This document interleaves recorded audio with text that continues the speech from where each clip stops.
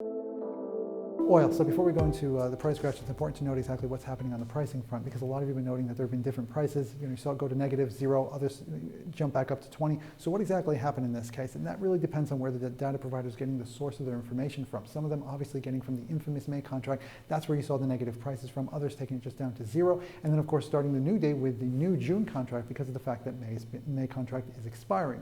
Now, when it comes to IG's data platform, in this case you'll notice that it never went to 0, never went to negative. And that's because the pricing is based off of the mainly June but also July contract. So that's the reason why it held above 20 prior to this morning's plummet in the June oil contract. So with that out of the way, let's take a look at what exactly is happening with regards to the price crash. And to do this, we have to understand how futures work and the concept of rolling over. Now, in this case, if you're a speculator, you want to buy gold, you think gold prices are going to go up, you enter into a futures contract. And of course, with any contract, there's an expiration date. And right before the expiration date, there's a settlement. And in this case, as the date approaches, you have two options. Either you hold on to the contract, which obligates you to purchase that oil, which means you take on that physical oil, which means you have to take delivery of that oil, or you go ahead and you do what's called rolling over. You sell the contract before the end of the month, you then go into the June contract, you snap up the June futures contract, and in this case effectively rolling over from one month to the next, which is kind of what a lot of larger speculative traders did. I talked about sentiment before, holding an extreme long bias at around 80%. A lot of these longs initiated well above $40 range. Yeah, we did get some fresh shorts within the $20, $24 range, but overall pretty much buying up these contracts. And of course,